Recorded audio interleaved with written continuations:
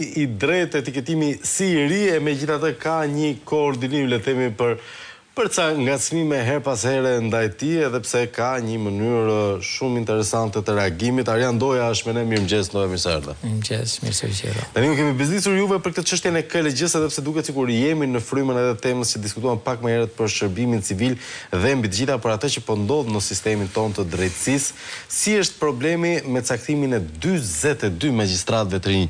Mos ndoshta nuk po kalojnë atë filtrin e patronazhimit që zbuluan pak më herët, se e dim që reforma në drejtësi ka pasur një kriter patronazhimi. Tani, të falenderoj për ftesën, mendoj se është me interes edhe për publikun e gjerë, që bëjmë me dije disa konstatime ose gjetje që kemi has gjatë raportimit të institucioneve të pavarura kushtetuese në Komisionin për Çështjet Ligjore të Administratën Publike ku unë bëj pjesë. Një ndër të raportimet ka qenë edhe ajo e Këshillit Lartë Gjyqësor. Me keqardhje e them që mbas pothuajse 9 vitesh, po bën viti 9 vite, Këshilli Lartë Gjyqësor e konsideron arritje që brenda një muaji, pra akoma nuk e ka bërë, por brenda një muaji, mbas konsultimeve, punës madhe që ka bërë, do shpall më së fundi një rregullore e cila rregullon dhe normal mënyrën e ngritjes karrierë dhe se nuk e kishin akoma. Nuk e kishin akoma. Pra një institucion I cili nuk arrit dot do të thonë dokumente themeltare nuk e kishin. E cila shërben më pas për ecurinë karrierë për vlerësimin e. Është pak qesharake kjo zotin Doja. Ne kemi gjykatën kryesore në vend, gjykatën e Tiranës, ku është përqendruar shumica e popullsisë të vendit, e cila drejtohet nga zëvendës kryetar. Pra ne nuk kemi rregullore për mënyrën se si ngrihet karrierë dhe për zgjedhjen kryetare të gjykatave. Është minimumi. Ndërkohë, kemi një deklarim publik të kryetarit të Këshillit Lartë Gjyqësor, I cili thotë që harta e re e riorganizimit gjyqësor, e cila u largoi shërbimi qytetarëve nga vendbanimet e tyre, nga vendi ku ata ushtrojnë drejtat e tyre bazë, dhe është një ndër kushtet që I bën ata të largohen nga vendet ku ata jetojnë, se mungesa institucione. Pra përveç shëndetësisë, përveç arsimit, përveç infrastrukturës, është dhe mungesa institucione ku ata shkojnë të kërkojnë drejtat e tyre, realizimin e drejtave të tyre kushtetuese ligjore. Në rast konflikti, ku do shkojnë? T'i zgjidhin gjykatë, shteti I së drejtës. I heq dhe organet e drejtësisë atëherë, efikasiteti I jetës tyre ulet. Thjesht jetojnë diku, por nuk është shteti. E bëm thot riorganizimin e hartës gjyqësore, deklarim publik, për shkak se donim t'ju siguronim paritet të gjithë shtetasve shqiptarë. Dhe riorganizohem në një vetme në gjykatën e Tiranës. Po pse ndodhi kjo? Kjo ndodhi për shkak të mungesës burimeve njerëzore. Pra reforma u bë.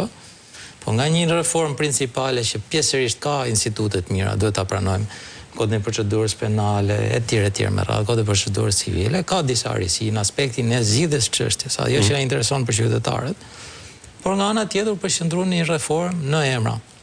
Siç ndodh rëndom në Shqipëri, kulti I individit për një periudhë, një sistemi të mëparshëm totalitar, totalisht totalitar. Ashtu siç po ndodh sot në pjesën tranzitore dhe tani që është totalisht duke shkuar, akoma është duke shkuar totalisht, kam bindjen e plotë, kam thonë një emision duke ju, bile dikush kishte bë dhe I vredi që janë këto referime historike me kohën e Zogut, 1925, 1928. Edhe tentativa e fundit për mënyrën e ripërtëritjes organeve, pra ju e shihni për te një diktator, shihni mbret. Kushtetuese po shkon drejt asaj që ne po themi, është krahasim tash historik është ky, unë nuk po them se do bëhet mbret, po totalitar, autokrat, kjo është diçka që është tërësisht e dukshme te gjithë kapja institucione. Pra, vërejtjet që ne kishim, I ngritëm në far pyetjesh, se puna jone po e theksoj për publikun e gjerë. Pjesëmarrja e Partisë Demokratike në Kuvendin e Shqipërisë ka 2 drejtime kryesore, do të thonë fokusohet në 2 drejtime. E para, demontimi I farsës zgjedhore.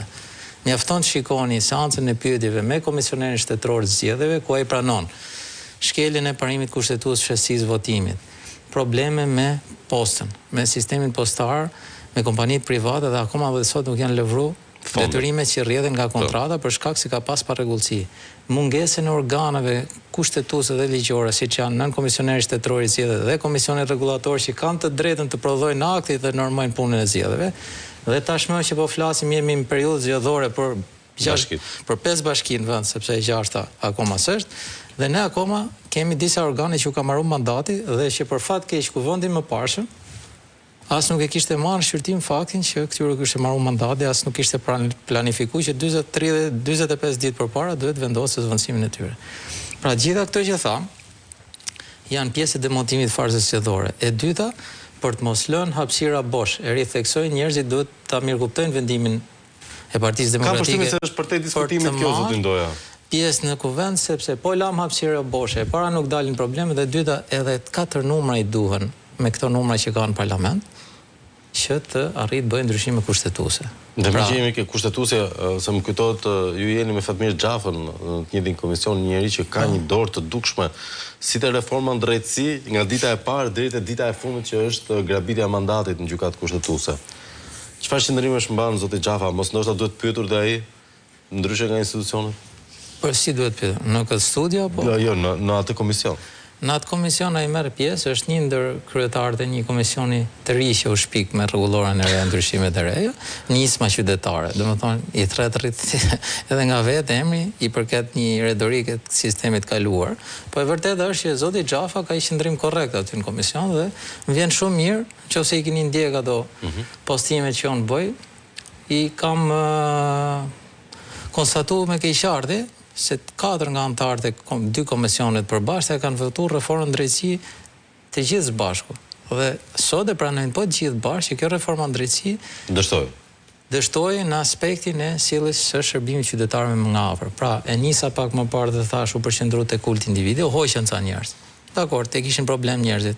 Filloi unë i parë edhe shumë të tjerë. Kishin probleme, ne ikëm. Çfarë ndodh me shërbimin qytetarëve?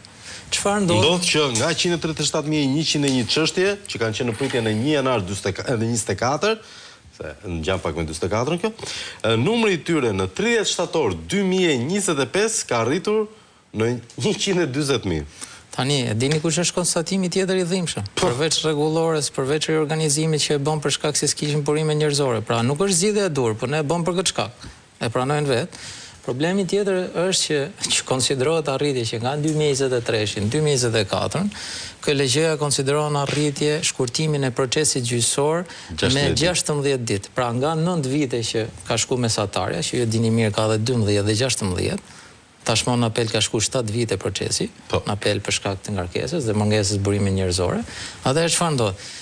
9 vite pa 16 ditë, a quhet arritje? Shkurtimi me 16 ditë i afatit 9 vjeçar, që është 8 vite limiti të arsyeshëm kohor. 8 vite e 350 ditë, domethënë.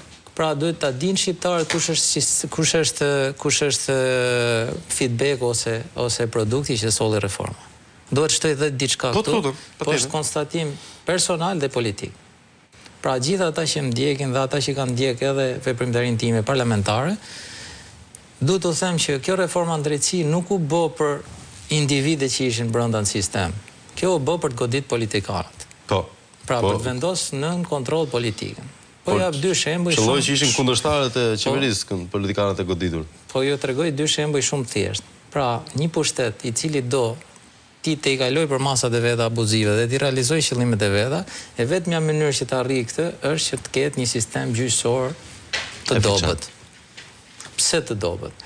Është e vetmja hallk që mundet t'i thot ndal. Prokuroria dhe gjykata mundet t'i thot ndal abuzimit të pushtetit. Dhe ju po e shikoni, është një vendim për mas sigurimi që të çon drejt dyrëve të paraburgimit. Dhe të ndalon atë veprimtaritë palishme që ti e ke nisur. Nëse ti ke një sistem të vakët, të dobët, jo eficient, me mungesa që krijon kaq shumë problema për qytetarët, dhe ti prap fokusohesh atje, fokuson për vëmendjen e opinionit publik. Ndërkohë që këtej tendrat, shifrat, shumat janë marrë mend se ju denonconi çdo ditë, atëherë efikasiteti i punës drejtësisë bëhet aq i ulët, rendimenti i ulët aq shumë saqë vitet kalojnë dhe ne ngelemi prapë me retorikën që fajin e ka drejtësia.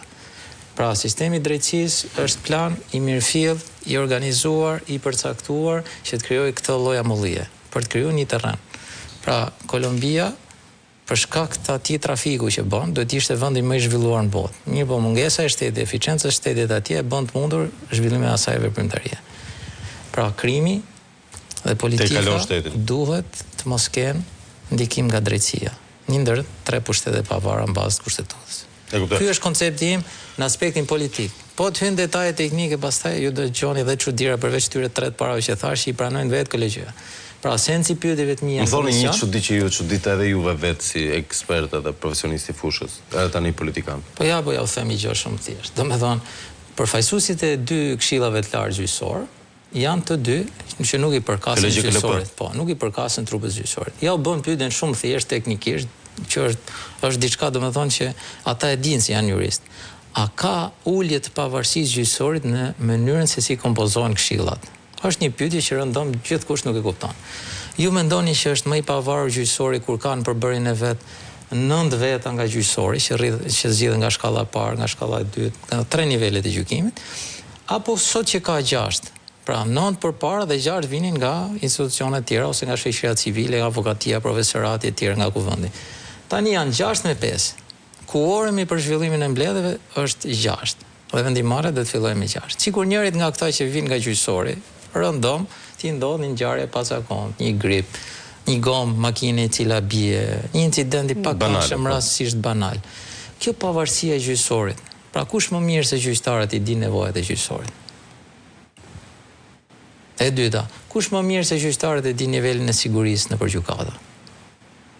Ju e pa çfarë ngjarje kriminale e rënd ndodhi. Sigurisht. Pra janë dy ngjarje që tërheqin vëmendjen e opinionit publik. Siguria në gjykata dhe siguria në sistem penitenciar në burgje.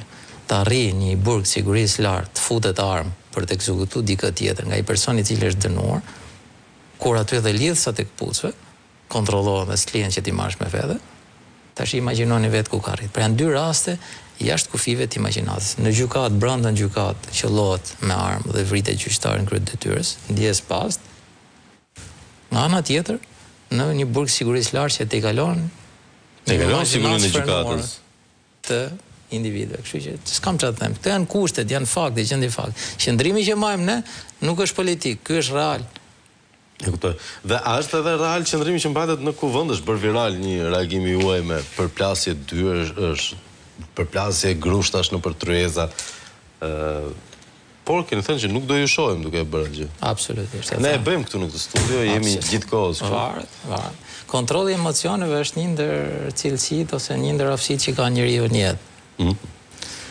Ndërsa ligji i tretë i Newtonit thotë që çdo veprim i ka i kundërveprim. Absolutisht. Tash nëse më pyesni për dialogun ajo është pyetja, prandaj parlamentar, dialogu parlamentar aty në seancë plenare mungon. Arsyet sepse ndodh kjo, ju mund të keni arsyet tuaja, unë shoh arsyet e mia nga aty brenda. Për shembull, seanca e fundit është prish vetëm që mos diskutohet ligji për sistemin menaxhuar të mbetjeve, e cila qytetarëve sjell kosto më të lartë. Organeve të qeverisë vendore u siguron cënim të parimit të autonomisë, e treta sanksionet që sjell janë të i kalojnë kufirin e një kundravajtje administrative dhe kalojnë nivelin rrezikshmërisë së kundravajtjeve penale në kod dhe kthehen në krime. Pra gjoba shumë të larta. Pra janë dhe probleme teknikës legislative, edhe probleme të kostos financiare. Projekt ligjit i mungon një raport financiar, sa është kosto e faturës që paguajnë qytetarët. E tjetra është fakti që krijohet një agjenci kombëtare ekonomizimit të mbetjeve, shoqëri aksionere, e cila nesër eventualisht për shkak të formës së organizimit si person, si shoqëri, shoqëri tregtare, absolutisht është e ekspozuar ndaj faktit që nëse funksionon mund të hyjnë prap shoqëri të tjera të huaja, të tjera. Privatizim. E njëjta gjë si me incineratorët. E fundit fare që duhet dinë shqiptarët është që jo vetëm s'ka infrastrukturë për ta realizuar këtë, pra duhet edhe infrastruktura që ta bësh të mundur që ta aplikosh gjobat, por është dhe fakti tjetër që në këtë sistem që ne kemi, i bie që do shtojmë vetëm 3 zona menaxhimi mbetje, e thot vetë ministri, dhe janë Dibra, Kuksi dhe Berati. Ndërsa 7 zonat e tjera strategjike për menaxhimin dhe për punimin e mbetjeve ngelen po ato që ishin me strategjinë e mëparshme.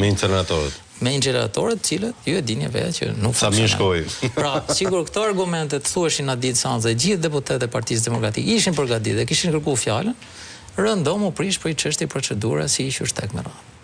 Dhe unë qëndrova deri në fund dhe deklarata ime ndoshta për dikë është nxjerr jashtë kontekstit, unë kam marrë pjesë nga fillimi i seancës deri në fund.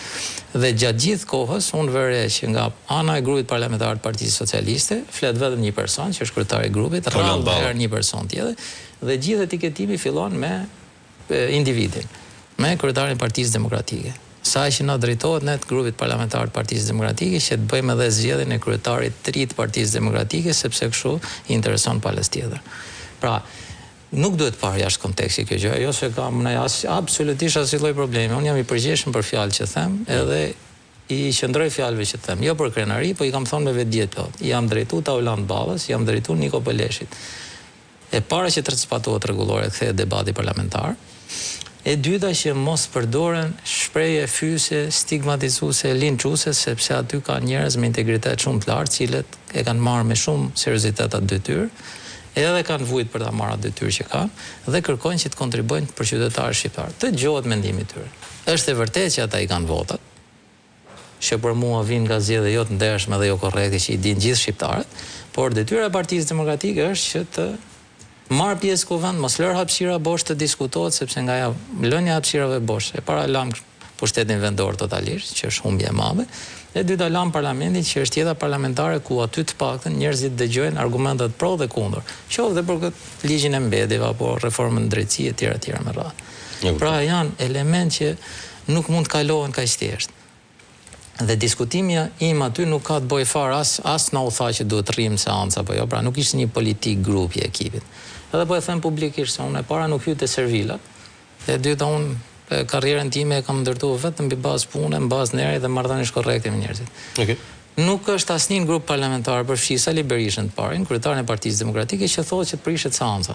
Pra po përpiqet që të helmohet opinioni publik që janë këta që duan ta prishin seanca. Dhe unë bashkë me një grup deputetësh tjerë, kemi qenë 11 veta ditë, kemi qenë gjithë përgatitur për të folë, kemi qendruar pikërisht për të bërë debatin e fundit, fjala ime ka qenë e fundit, për çështje jashtë trendit ditës. Ku i kam kërkuar kryetarit kuvendit dhe Tauland Ballës, bile më dha 3 minuta shtesë kryetari i kuvendit dhe më falenderoj në fund për atë kërkesë që i bëra shumë miqësore. Pra nuk mund të mbyllet seanca parlamentare pa diskutuar njerëzit. Ndërkohë që nga ana tjetër ka 2-3 elementë edhe nga grupi jonë që nuk e përmbajnë emocionin dhe nuk vetë kontrollohen me mënyrë shpejt. Çfarë bëjnë ta? Direkt kalojnë reagim. Lërët flas Tauland Ballën, ta dëgjojnë shqiptarët se çfarë thotë. Lërët flas Arianin, ta dëgjojnë shqiptarët çfarë thotë. Mbasi të mbarojë e radhën, hajde të flasim në të tjerë se kemi aq shumë argumenta. Ju vetë si shtyp po denonconi më shumë se ne. Ka aq shumë dokumenta këtu, aq shumë argumenta, aq shumë fakte që kjo qeveri bjen kundërshtim. Mjaftot shikoni dje raportimin e ministres për pushtetin, për administratën publike, jo, Ardea Pirteni, dhe antikorrupsionin. Dhe shi, raporti Departamentit Amerikan të Shtetit për klimën e investimeve në Shqipëri e bën një ndër faktorët kryesor dhe korrupsionin. Ajo thot, korrupsioni, bashkë me zotin Manja, kryetarin e komisionit, thot, korrupsioni është një fenomen që ndodh kudo, thot, dhe nuk është një çështje irelevante e cila prevalon, thot, në këtë raportim. Ose punësimet në administratën publike, që ju fare mirë e dini. E pranojnë vetë komisionar për mbikëqyrjen e shërbimit civil që të paktën 16-17% e emërimeve në gjithë vendin janë të palishme. Ju kanë thënë dhe rekomandime që të marrin masa për ta ndërprerë gjendjen e palishmërisë. Po nga ana tjetër, ka 1-5 veta është komplet i palishëm. Pra, nuk një në 6 veta. Atëherë çfarë ndodh? Po fatura financiare që rëndon mbi qytetarët, po pushuarit padrejtisht nga puna. Pra, krijohet një ambulli e dyta. Ne po e marr 2 shembuj thjesht se po e bëjmë si bisedë lirë. Pra 2 shembuj thjesht. Prokurori i përgjithshëm dele thot, në 2024 është rrit niveli i veprave penale që janë hetuar dhe janë proceduar shtetas në Shqipëri. Nga pikpamja statistikore, ne fare mirë dim që janë faktet njohura publikisht dhe të vërtetuara nga institucionet përkatëse. Shqipëria është populluar, po shpopullohet për ditë, ka rënë numri. Dhe pyetja është shumë logjike. Tani është rrit efikasiteti i organeve ligjzbatuese që më përpara nuk punonin dhe po punojnë. Apo persekutimi. Apo është rrit niveli i kriminalitetit, se po që kështu duhet kemi strategji të marrim masa, të bëjmë ndryshime ligjore. E njëjta gjë ndodh me administratën publike.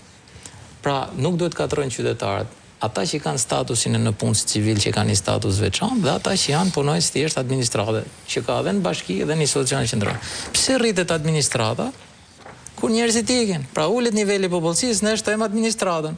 E dyta, sa eficiente është kjo administratë për popullin? Ndërkohë, një sekond. Kemi një pranim të përgjithshëm tani, që administratën e kemi për Dhjam Qeni. E pranojnë vetë, puna është që në komisionin ne po i bëjmë ta pranojnë vetë nëpërmjet pyetjeve, pa debat. Pa i rënë tavolina. Dhe kjo nuk është se mi jep ngushëllim aq sa do duhet na jepte. Fakti që e pranojnë vetë. Nga ana tjetër dim që sistemi drejtësisë është plotësisht i paralizuar, gati. E pranojnë vetë dhe këtë, as kjo nuk na jep në një ngazëllim të jashtëzakonshëm. Jeta parlamentare nuk është po aq eficiente sepse e bllokojnë vetë dhe e pranojnë vetë.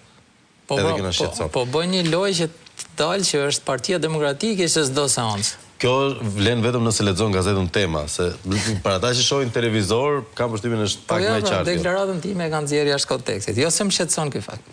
Unë jam mirë me vetë, jam paqe me vetë. Unë kam thënë. Fatmirësisht keni marrë një vendim për t'i bojkotuar ca nga këto televizionet shumë pranë Ramës që mos vuani më me problemin e kontekstit. Është vendim i drejtë. Absolutisht. Për një arsye. Për mua është i vonuar. Nëse homologët tanë, që ju e thoni në anglisht counterpart, do ishin në të njëjtin nivel për sa i përket jo përgatitjes profesionale ose edukimit, po përfaqësimi. Deputet, ministër, etj me radhë. Pra, subjekte politike vendimmarrës. Atëherë do ishim shumë dakord. Nëse ne shkojmë nëpër studio ku ju e dini që shëtisin e njëjta shpur, më thojë analistësh, të cilët për arsye të caktuara marrin një qendrim që e para nuk kanë përgatitjen profesionale, po marrin një qendrim që s'është as politik, po është qendrim i cili përpiqet të minimizojë vlerat e opozitës sot. Në nivel personal? Në nivel personal, atëherë nuk ka kuptim. Ndërsa të shkosh në intervista siç kam marrë sot, jemi të hapur në çdo televizion. Dhe në asnjë emision përveç MCN-s, e përgëzoj që më ka çu skaletën përpara, po prapë se prapë doli jashtë pyetje, bëri pyetje të tjera, asnjë emision tjetër unë si kam kërkuar skalet pyetjesh, jam i hapur unë dhe kush do të shkojnë edhe të përgjigjen për çfarë lloj pyetje që të bëhet. Edhe kjo është gjë e mirë. Çështja është, zoti Ndoja, jo bëra atë parashtrim për të arritur tek pyetja e fundit. Po. Qytetarët shqiptar shohin që shteti i tyre është praktikisht i paralizuar i gjithë. E vetmja gjë që funksionon me saktësi zviceriane këtu është vjedhja e taksave të tyre. Si vazhdon kjo? Cili është hapi tjetër për ne? Tani hapi tjetër për qytetarët apo për opozitën? Për qytetarët, po pyes juve si përfaqësues i qytetarëve. Tani, unë mendoj që opozita e ka aksionin e vet, e para me këto dy pika që thash. E dyta ka një problem shumë të madh. E kam thonë dhe i herë tjetër këtu në studio me zonjën Ferka mos gaboj. Edhe problemi është që Parlamenti Evropian ka marrë një vendim që të ngrej një komision hetimor parlamentar për të bërë një kontroll të fushatës elektorale dhe sistemit zgjedhor të Shqipërisë për zgjedhjet e 11 majit. Mirë, po për shkak se procedurat janë tilla, ky komision hetimor do fillojë veprimtarinë e vet mbas janarit, domethënë janar. Dhe derisa ky të mbledh ato faktet e veta.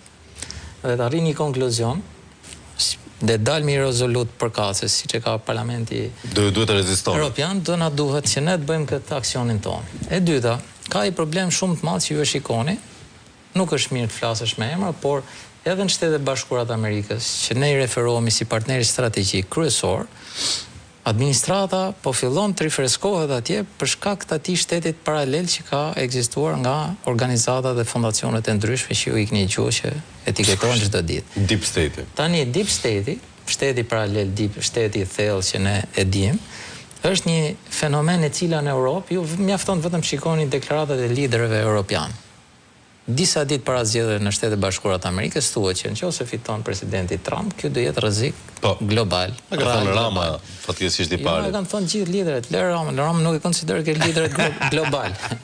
Unë flas për Francën, për shumë shtete tjera. Tani, imagjinoni nëse ne do bënim çdo lloj aksioni opozitar dhe mos qenim mbështetje ndërkombëtarëve, ku ju e keni pa vetë qendrimet e ambasadorët më parë kanë qenë të tejskajshme, të ansuar, domethënë jo të paanshme, po të njanshme në mënyrë të theksuar në favor qeverisë. Edhe kur ndodhe skandali më i madh, këtu thuhesh, gjithçka shkon mirë. A ju keni pa dhe emrimet, jo dhe tigrat, jo dhe emrimet mbas largimit nga departamenti i shtetes të ambasadorëve, etj. më radhë. Janë ngjarje faktike që njerëzit duhet kuptojnë, aksioni politik vazhdon, po duhet edhe mbështetja ndërkombëtare për ta realizuar. Ja t'ju them dhe i deklaratë publike, po t'jetë puna me këto kushte, me këto skandale që kemi në sot. Këti që është sot në pushtet, i merret pushteti me 2-3 lëvizje shumë të vogla. Po nëse këto 2-3 lëvizje do ishin vetëm kuadrin e kryengritjes dhe revolucionit dhe nuk do njiheshin nga faktori ndërkombëtar, kjo do ishte një Po prisni leje ndërkombëtare? Jo se presim, ne vazhdojmë aksionin politik, absolutisht. Ndërkohë që problemi kryesor që ndodh është ne na duhet vullneti ndërkombëtarëve që të bëjmë ndërhyrjet ligjore. Pra t'i ulin palët në mënyrë të detyruar në tavolinë, jo të ndodhi siç ndodh në kuvend. Pse e them këtë? Pra dy rruga, ose të bëjmë rrugën radikale revolucionin, ose rruga tjetër është të ndryshojmë kodin zgjedhor dhe ligjin për ndarjen administrative territoriale, sepse hym pe 18 deputet minus në zgjedhje me këtë formulë që jemi sot. Më kupton çfarë? Pra, kjo lloj aksioni politik ka të bëjë që mos shkojmë në deformim të mëparshëm. Kur do kemi të reja në këtë drejtim, pas janarit? E para janë 2 komisione që pritet që për reformën edhe territoriale dhe për ato zgjedhore. Uroj që edhe Partia Demokratike t'i zgjedh me shumë kujdes kandidaturat që do jenë të 2 komisione, edhe shoh ecurinë e ndryshimeve ligjore në këto 2 drejtime, se i kanë sjellë dëmet mbaja shqiptarëve këto 2 gjëra që po them, dhe janë çelë si bazë për zgjedhjet lira dhe demokratike. Gjithmonë interesant Arjan Doja, faleminderit. Ne do kalojmë shkëputje publicitare, kemi më njëherë pas pak, kemi ngjarjen makabër në Lushnjë, më pas në Berat do shkojmë.